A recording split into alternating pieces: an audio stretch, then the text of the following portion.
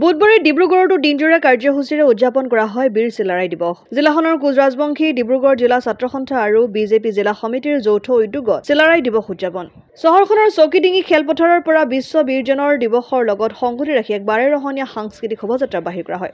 শোভাযাত্ৰাৰ উদ্বোধন কৰে নাহৰকটীয়াৰ বিধায়ক তৰংগ গগৈয়ে। ইয়াৰ পিছতে অনুষ্ঠিত হয় মুকলি সভা। মুকলি সভাত কেইবাজনো ব্যক্তিক সম্বৰ্ধনা জ্ঞাপন কৰাৰ লগতে স্মৃতি গ্ৰন্থ উন্মোচন কৰা হয়। উল্লেখযোগ্য যে বীৰ চিলাৰায় দিৱসৰ মুকলি সভাতে বীৰ পুৰুষজনৰ জীৱন আদৰ্শ সন্দৰ্ভত উপস্থিত বিশিষ্ট ব্যক্তিসকলে বক্তব্য ৰাখে। প্ৰথমবাৰ ভাৰতীয় জনতা পাৰ্টিৰ উদ্যোগত আমি চিলাৰায় দিৱস উদযাপন কৰিবলৈ এবাৰ আমি আৰম্ভ কৰিছোঁ।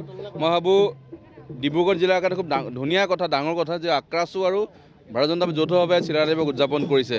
বীৰ চিলাৰায় যি আদৰ্শ, এই বীৰ অকল আদৰ্শ যে অকল নামনি অসমতে প্ৰায় আমি দেখা পাওঁ যে আমি উদযাপন কৰা হয়, কিন্তু উজনি অসমৰ ডিব্ৰুগড়কে ধৰি ধেমাজি, লখিমপুৰ, তিনিচুকীয়া প্ৰত্যেক জিলাত আমাৰ আজি দলীয়ভাৱে এই দিৱস উদযাপন কৰাৰ এটা ঘোষণা কৰা হৈছিল আৰু মুখ্যমন্ত্ৰী ডাঙৰীয়া তথা আমাৰ ৰাজ্যিক সভাপতি ডাঙৰীয়াই এটা আমাৰ অনুৰোধ কৰিছে। আমি এই ধৰণে অকল বীৰ চিলাৰায় নহয়, নামনি অসমত বহুত বেছি প্ৰচলিত, আজি উজনি অসমত আমি উদযাপন কৰিছোঁ।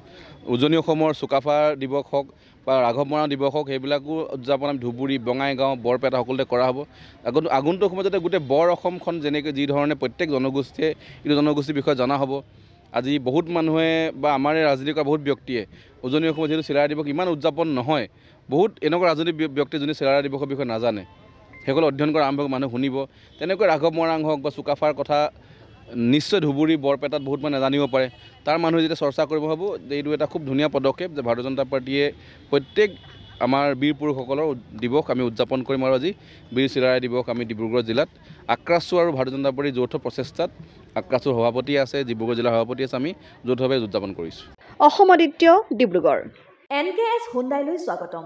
নৰ্থ ইষ্টৰ প্ৰথম GDSI 2.0 ফিচাৰ্ছ ডিলাৰ হৈছে NKS হুণ্ডাই।